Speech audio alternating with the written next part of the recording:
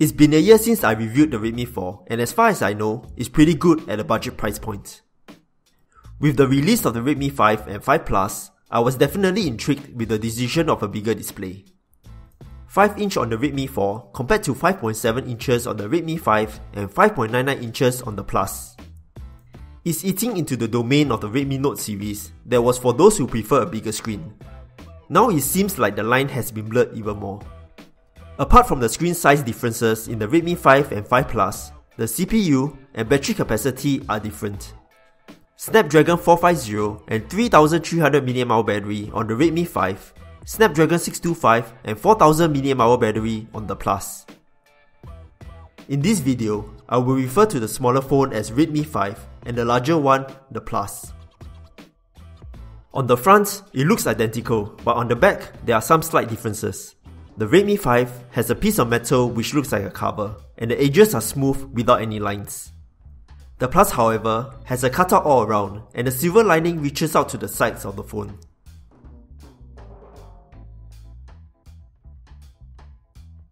The edges on the Plus are also chamfered compared to the standard Redmi 5. The back of the phone is made of metal, and if I'm not mistaken, the top and bottom is plastic for the signals to pass through. The sides of the Redmi 5 should be plastic since it's a continuous use of material. If you ask me, I prefer the design on the Redmi 5 Plus. One-handed ease of use is better on the smaller one, but the power and volume rockers are still manageable on both devices.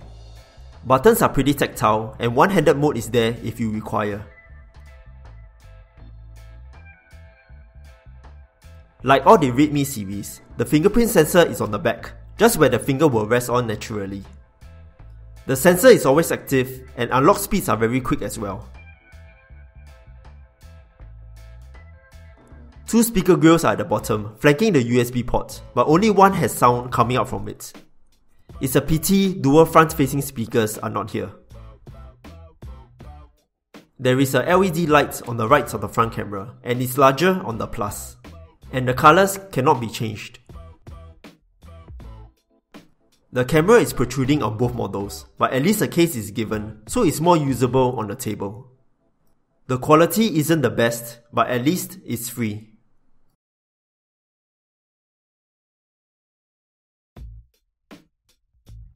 The thin bezel display is a refreshing change and a new one in fact for the Redmi series. Gone are hardware buttons in favour for software navigation, which I think is on the right track. With the buttons gone, the top and bottom bezels can be reduced for a bigger viewing area. The Redmi 5 has a 720x1440 5.7-inch display, and the Plus has a 1080x2160 5.99-inch display, both having 18:9 ratio. For sharpness, it's not that obvious, but the Plus looks sharper to me. Colours are pretty vibrant, but both phones seem to have a different shade of the same colour when comparing the photos. The blue sky looks more blue, and the green is more dull compared to the Plus, and I make sure that I focus on the same area on both phones. Viewing angles are also good, retaining most of the details. I noticed some colour difference at an angle, which I'm not too sure might be due to a different panel used. The Redmi 5 comes in 32GB storage, 3GB of RAM or 16GB storage and 2GB of RAM, and the Plus comes in 64GB storage, 4GB of RAM or 32GB storage and 3GB of RAM. The 16GB model has around 7.27GB and the Plus has 22.04GB free storage. There is support for USB OTG through the microUSB port. Both phones support dual SIM, but for SIM slot 2, you can only choose SIM card or SD card slot. The microSD card supports up to 128GB. The Redmi 5 does not support 5GHz Wi-Fi and Hall sensor, but the Plus model does. Other than that, both have Bluetooth 4.2, 12MP rear camera, 5MP front camera, GPS, IR blaster, FM radio, and compass. Onto the internals, Snapdragon 450 on the Redmi 5 and Snapdragon 625 on the Plus. Both also feature the same Adreno 506 GPU. The Snapdragon 450 is pretty new and has the same power efficiency similar to the Snapdragon 625. Benchmarks are similar, with the Snapdragon 450 falling off a little. As for real-time performance, loading games on the Redmi 5 was a little slower than the Plus. Other than that, FPS was good with little or no stuttering in-game. There was no noticeable heating when playing for longer durations as well. Depending on the amount of RAM, multitasking shouldn't be an issue. 2GB of RAM can be too little for power users, so I recommend getting at least 3GB of RAM to be more future-proof. In general, applications open and loads fast, but clearly the Plus does it quicker. As for network, it hovers around 5 bars most of the time, and phone calls was clear with no drop calls. Although it's dual SIM, it only supports a single 4G network at any one time. This can be changed at the SIM cards and mobile network settings. Network speeds are quite good for Wi-Fi and 4G as well.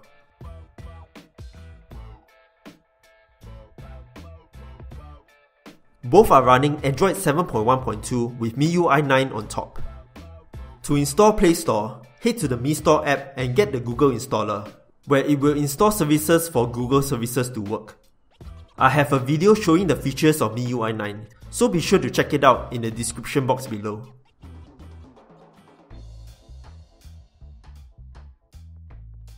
As the Redmi 5 is now using on-screen buttons, there are additional settings to configure like hiding soft buttons.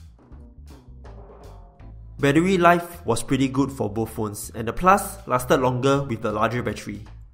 Had about 20-35% battery for the Redmi 5 and 25-45% battery for the Plus at the end of the day, which I think is pretty good. Both can last a good full day, but of course, it depends a lot on individual usage. There is no support for quick charge, but using the supplied charger rated 5V 2A, it took around 2 hours to 2.5 hours to charge from 0% to 100%. Of course, the Plus took more time, around 15 to 20 minutes longer. There is a battery saver mode that turns off some features to push the battery even more. Both phones have a 12MP rear camera and a 5MP front camera with similar camera modes like Panorama, HHT, and Tilt Shift. Tap the triple circle icon to access the camera filters. Although both phones have color differences, but I find that for day shots, it's on par. As for night shots, the Plus takes clearer photos. The Redmi 5 tends to have more shades of blue and the Plus more to the green side. In general, HDR takes brighter photos and takes a little longer to process. And for HHT, I don't see a big difference with the normal night photos.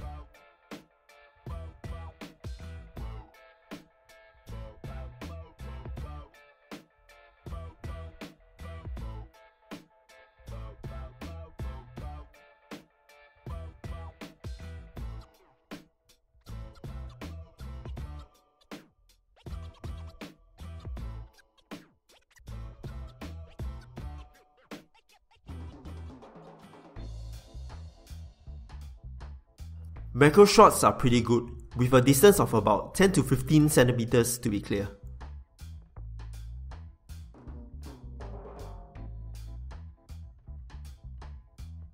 The Redmi 5 can zoom up to 8 times and the Plus up to 10 times. Camera focus speed is fast in daytime and performs slower in low light conditions.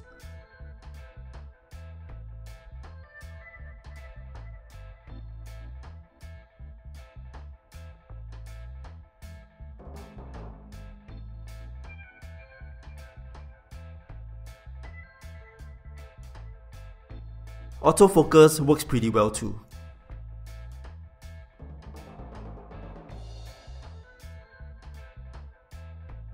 There is a manual mode that has only two options, white balance and ISO.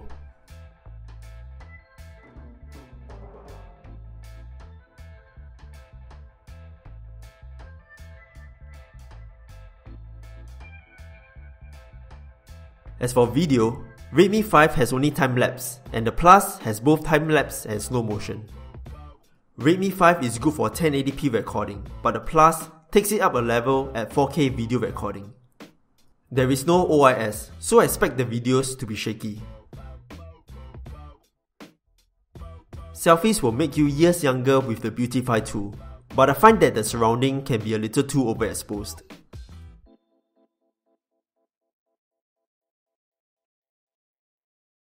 Even though I prefer bigger screens, Xiaomi could have retained a smaller display for those that still want a smaller screen, so that's the main difference with the Redmi Note series. Even though the display color looks different, the camera is somewhat good. I am still quite satisfied with the Redmi 5 at the budget price point. Between the two, performance was quite on par, but I prefer the colors on the Redmi 5, yet liking the higher resolution on the Plus. One downside that might be important to others is the lack of 5GHz Wi-Fi on the Redmi 5.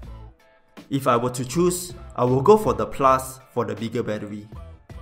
That's it for this video. I hope you enjoyed it, and if you did, feel free to leave a like and subscribe to see more of such videos. Thanks for watching and see you guys in the next one.